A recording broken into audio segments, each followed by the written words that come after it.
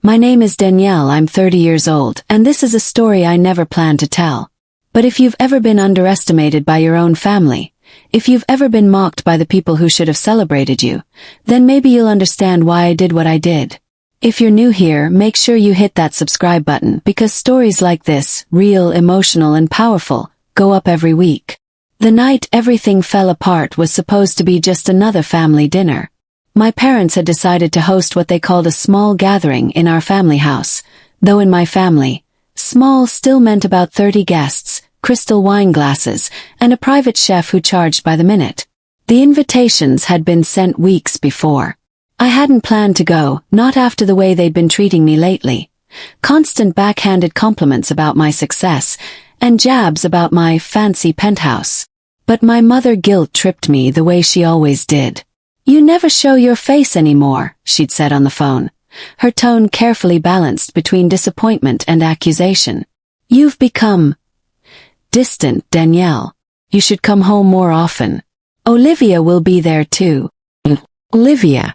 My younger sister, 27, unemployed, and somehow still the golden child. She had a talent for victimhood, always finding a way to make everyone orbit her problems.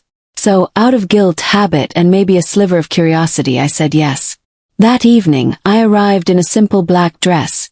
Nothing flashy, nothing to compete. Still, the moment I stepped inside, all eyes turned toward me. My mother approached first, air-kissing my cheeks, her perfume thick and expensive. "Oh, darling, look at you," she said, her voice dripping with a sweetness that didn't quite reach her eyes. "You've done so well for yourself. How's what do you call it again? Your apartment." "Penthouse," I said evenly. "It's good, Mom. Really good." My father joined her, holding a glass of whiskey. His suit was tailored perfectly. Of course it was. He'd built a lifetime around appearances. "Still living all by yourself?" he asked, like independence was a sin. "Yes," I said simply. "It's peaceful." He chuckled. "Peaceful is another word for lonely. You'll understand one day that success doesn't mean much without family." I bit the inside of my cheek. I'd heard that line before, every time they wanted something. Dinner was set up in the grand dining room, the one with the heavy chandelier that made everyone look slightly golden. Long table, white linens, champagne already pouring. My mother had clearly been planning something. I could tell by the way she kept glancing between Olivia and me. Her eyes bright with anticipation. As everyone took their seats, I noticed that Olivia was unusually dressed up. Silk dress, expensive jewelry, hair styled like she was attending an award show. I sat across from her. "You look nice," I offered, trying to be civil. "Thanks," she said, smirking. "You can't wear the same dress twice in my house, right?" "Your house," he echoed, confused. I shrugged. "You'll see." I should have known then. Halfway through dinner, the wine had softened the guests' laughter, and conversation grew loud and loose. My father stood up, tapping his glass with a fork. "Ladies and gentlemen," he began, "if I could have your attention for a moment." The room quieted. He smiled proudly, glancing at my mother. "Tonight is special. It's not just a family dinner. It's a celebration of unity, love, and the importance of family sticking together." Applause rippled around the table. I forced a polite smile, expecting him to toast to my parents' anniversary or something. But then he looked right at me. "As you all know, my daughter Danielle has been very fortunate. She's done well for herself in business. And as parents, we couldn't be prouder." Another round of polite applause. I nodded slightly, uneasy. Then he continued, his tone changing just slightly. "But success means nothing if we can't share it with the ones we love. Danielle has always been blessed, and tonight we think it's time she shows that blessing in a very special way." A murmur moved through the guests. My mother stood, holding a small box, velvet, dark blue. I froze when I realized what it was. "My penthouse keys. We've talked about it," she said brightly, "and we all agree. It's only right that Olivia has a place to call her own. She's been through so much lately, and Danielle's penthouse has enough room for everyone. So, Danielle. She extended her hand, holding the box out toward me. Hand her the keys, sweetheart. Show everyone how generous you can be. The room went silent. 30 people, friends, relatives, colleagues, all watching me. I'm sorry, what? I managed, my voice quiet but sharp. My mother smiled wider. It's family, dear. You have your success. Now let your sister have some stability. I looked around the room, searching for a hint that this was a joke. Nothing. Everyone was waiting, expectant, almost excited. Mom, I said slowly. That's my home. I bought it with my own money. You can't just. It's not about ownership, my father interrupted, voice hard now. It's about loyalty. Olivia needs a fresh start. You can stay with us for a while. It's temporary. Temporary, I repeated. You're asking me to give up my home in front of guests. My father's eyes narrowed. We're not asking. We're expecting you to do what's right. Olivia folded her arms smugly, pretending to be embarrassed. Danielle, come on. Don't make this awkward. Just hand them over. I laughed, a short, bitter sound. Awkward. You invited 30 people here to watch you humiliate me. That's beyond awkward. My father's jaw clenched. Don't raise your voice. Then don't make a public spectacle out of me. The tension snapped. He moved faster than I expected. The slap cracked through the room like lightning. Gasps filled the air. My earring, a silver hoop, flew off, clinking onto the marble floor and rolling under the table. For a second I just stood there, hand pressed to my cheek. Everyone was frozen. Some guests looked away, pretending to sip their drinks. Others stared, too shocked to move. Olivia smirked, actually smirked, and that was when something inside me hardened. I didn't cry. I didn't shout. I simply straightened up, my cheek burning and my pulse steady. You shouldn't have done that, I said softly. You've embarrassed this family, my father hissed. No, I replied. You just did. And then I turned around and walked out. The night air hit me like a wall, cool, sharp, sobering. I stood in the driveway for a long moment, my heartbeat loud in my ears. Inside I could still hear the faint echo of music, laughter, and glasses clinking, as if nothing had happened. I walked to my car, opened the door and sat down, shaking. The reflection of the house shimmered in my windshield. Beautiful, expensive, hollow. I reached for my phone. On the home screen was a single red icon. Custom app I'd installed months ago. One I'd never used. I took a deep breath. My cheeks still stung, but my mind had gone crystal clear. Then, with one steady finger I pressed the button. The moment I pressed that button, a low vibration pulsed through my phone. Quiet but firm, like the heartbeat of a secret I'd been guarding for months. The night air felt heavier, colder. I didn't flinch. It wasn't a panic button. It wasn't an alarm. It was a signal. 6 months ago, after my parents had made another family financial decision, behind my back, I'd finally learned to stop reacting emotionally and start protecting myself strategically. That button was linked to an automatic backup system, one that would send every document, audio clip, and legal proof I'd collected to a certain email address if ever triggered. At the time, I hadn't expected to use it. I thought maybe I was being paranoid. But sitting there in my car with my father's slap still echoing in my ears, I realized paranoia had just saved me. The light in the dining room windows flickered, golden silhouettes moving, unaware of what I'd done. My pulse slowed. For the first time that evening I smiled. I drove away without looking back. The roads were mostly empty, the city lights blurring into long streaks of white and amber. I remember gripping the wheel tighter than usual. Somewhere between the house and the bridge, I started to laugh, the quiet, shaky kind that comes out when you're not sure if you're relieved or broken. You really did it, I whispered to myself. You finally snapped. Except I hadn't snapped. I just stopped pretending. When I reached my penthouse, the elevator ride up felt endless. The silence inside the marble lobby was absolute, broken only by the soft chime when the doors opened onto my floor. I stepped into my sanctuary, High ceilings, city views, everything I had worked for. I placed my phone on the counter, poured myself a glass of water, and stared at my reflection in the window. My cheek was still red. "He hit me," I said aloud just to hear it. The words didn't sound real. My father had always been stern, manipulative, even cruel, but never physical. Something in him had snapped too. I took a deep breath. Then, out of habit, I opened my laptop. A new notification was waiting. Confirmation from my cloud server. The files had been successfully transmitted. Hundreds of pages of financial statements, hidden property transfers, company ledgers. All from my father's firm, where my parents had borrowed against my name for years, using my investments as collateral without telling me. That had been my insurance. My quiet rebellion. And tonight, when he slapped me in front of everyone, he had unknowingly triggered the trap.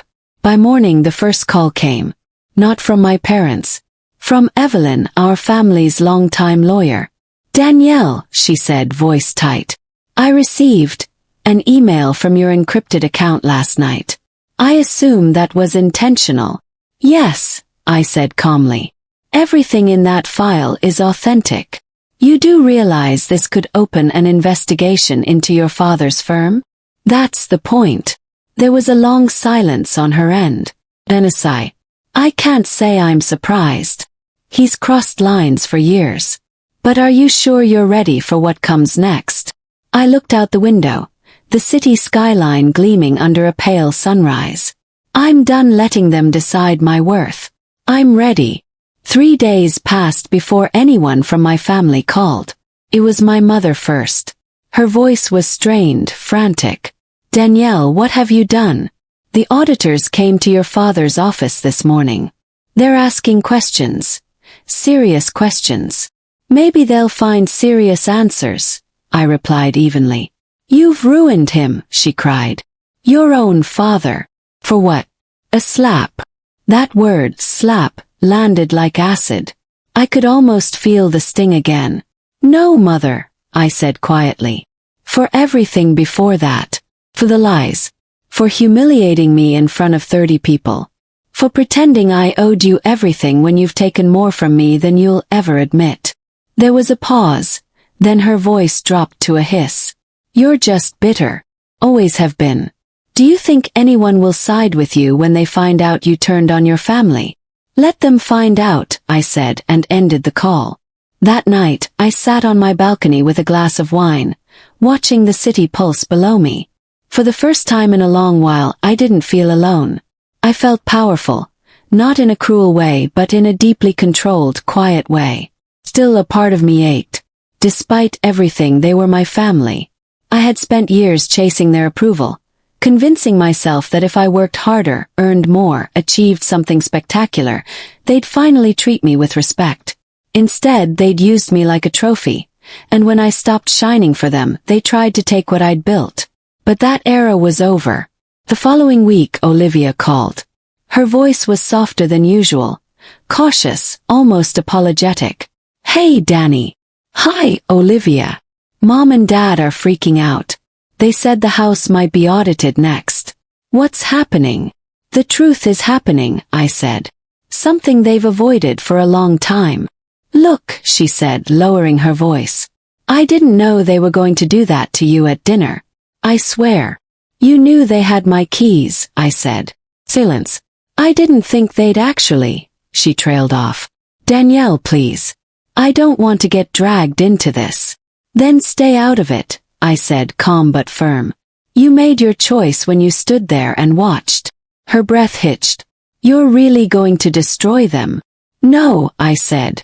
"They did that themselves. I'm just letting the truth surface." She hung up without another word. The next morning my lawyer called again. "Evelyn here. The board of directors at your father's firm has been notified. They've scheduled an emergency meeting. They're not happy. And the audit?" "Yes. Already underway. It looks like some major funds were diverted into private accounts, including one in Olivia's name." I let out a slow breath. "So they used her too." "Looks that way." I stared at my reflection in the dark laptop screen. For the first time, I didn't feel like the helpless daughter they'd always painted me as. I felt like someone who'd finally stopped playing their game. 2 days later came the dinner invitation. Yes, another family dinner. But this one was different. Smaller. Just my parents, Olivia, and me. My mother's text read, "Let's talk. We can fix this. Please." I hesitated. Every instinct told me not to go. But something in me wanted closure, wanted to see their faces when they realized the empire they'd built on lies was crumbling. So I agreed. The house looked smaller that night. Or maybe I had just grown bigger, not in arrogance but in awareness. My mother opened the door with a forced smile. "Danielle," she said softly, "you look tired." "I'm fine," I said. "Where's Dad?" "In the study. He's under a lot of stress." I walked in, every step steady. The same chandelier glowed above, the same polished table where they had humiliated me days earlier. When my father appeared, his face was pale, eyes bloodshot. "You've gone too far," he said, voice cracking. "You've put this family at risk."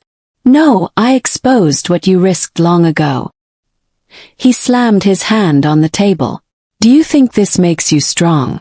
You've destroyed your own name." I leaned forward slightly, voice calm and cold. "No, Dad. I've reclaimed it." The room went silent. Then from the doorway a new voice spoke. Smooth, professional. "Mr. and Mrs. Collins. I'm from the Auditor General's office. I believe you were expecting me." My mother's face drained of color. My father's jaw locked. I just sat back in my chair, crossing my legs, and smiled. The sound of the auditor's shoes on the marble floor echoed like a countdown clock. My mother's lips trembled as she turned toward me, as if I had conjured the man out of thin air. "Danielle, what is this?" she whispered. I didn't answer. I just watched my father stiffen, straighten his tie, and try to gather what was left of his authority. "We weren't informed this would be tonight," he told the auditor, voice rising. "The notice was sent this morning," the man replied, calm and clipped. "We have legal authorization to examine the firm's personal and business holdings. If you cooperate, this can go quickly." He looked at his watch. "You now have 2 minutes." I almost felt sorry for them, almost. They had spent years timing my life, dictating when I could speak, where I could live, how I should behave. And now time was dictating them. I sat quietly as drawers opened, files rustled, and my father barked at my mother to fetch papers from the study. Every sound felt heavy with panic. Olivia hovered in the hallway, pale and shaking. For once, her face held no smugness, only confusion. "Danielle," she murmured, stepping closer. "What's going on? Why are they here?" "They're doing their job," I said softly. "Something you should have asked them to do a long time ago." "But this will ruin everything," she whispered. "No, Liv. It'll reveal everything." Her eyes glistened. "You think you're fixing things, but you're just burning bridges." "Some bridges deserve to burn," I said. "They lead nowhere." 30 minutes later, the auditors were deep into boxes of records. I watched as they photographed documents and asked quiet, pointed questions that made my father flinch. One of them turned toward me. "Ms. Collins, would you confirm this is your investment signature?" He nodded. "It is. And that's the account my father used to secure 3 personal loans without my consent." The silence that followed was thick enough to choke on. My mother tried to speak, her voice shaking. "We only did it to keep the company afloat. You were doing so well, we thought." "You thought you could take what I earned," I interrupted. "And when I stopped saying yes, you tried to shame me into submission."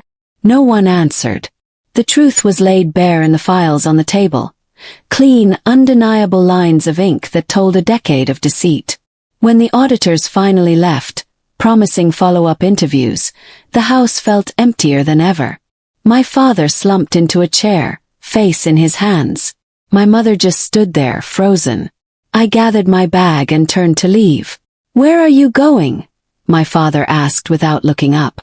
"Home," I said simply. "After what you've done, you still call that place home?" Especially after what I've done. As I reached the door, my mother's voice cracked behind me. You've destroyed this family. No, I said softly, turning back. I've stopped it from destroying me. And then I walked out. That night, my phone didn't stop buzzing. Reporters, partners from the firm, relatives trying to make sense of the scandal. I answered none of them. I spent the evening curled up on the couch, staring at the city skyline. It should have felt like victory, but it didn't. It felt like release. Painful, necessary, bittersweet. There's something hollow about justice. It doesn't give back what was taken, it just stops the taking. 3 days later, Olivia showed up at my building unannounced. She looked exhausted, her eyes ringed with sleeplessness. They're selling the house, she said quietly when I opened the door. Lawyers froze most of the accounts. Dad's reputation is gone. I didn't say anything. Mom won't stop crying. She says you've turned cold. I just stopped bleeding for them, I said. She swallowed hard. They want me to convince you to help. They said you could fix things. I looked at her, really looked at her. The fear, the uncertainty. She wasn't innocent, but she wasn't evil either. Just conditioned. Liv, fixing things means facing them, I said gently. You can't rebuild on rot. She started to cry. Quiet, hiccuping sobs. Let her. Then, for the first time in years, I put a hand on her shoulder. You're still my sister, I said. But you have to choose who you want to be when this storm passes. She nodded, wiping her eyes. And you? Who are you now? I smiled faintly. Someone who finally knows what peace feels like. Over the next few weeks, investigations unfolded. Headlines appeared, then faded. My father's firm was bought out under supervision. My parents moved out of the family estate. Olivia found a small apartment and, for the first time, a job. None of it happened overnight. There were tears, apologies half spoken and half meant, but there was also quiet growth. As for me, I didn't gloat, didn't seek revenge in whispers or gossip. I just lived. Kept working, kept building. Because the sweetest form of justice isn't destruction. It's thriving where others expected you to crumble. Months later, on a rainy evening, a letter arrived. Handwritten, no return address. My father's handwriting. No, I don't expect forgiveness. But I do see now how blind pride cost me the only thing I ever truly built. Our family.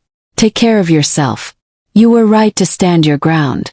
I read it twice, folded it neatly, and placed it in a drawer. It didn't heal everything, but it was enough. I stood by the window again that night, watching rain streak down the glass, city lights flickering below. The same skyline that had watched me rise and fall now felt like home again. You said I'd be poor all my life, I whispered to no one in particular.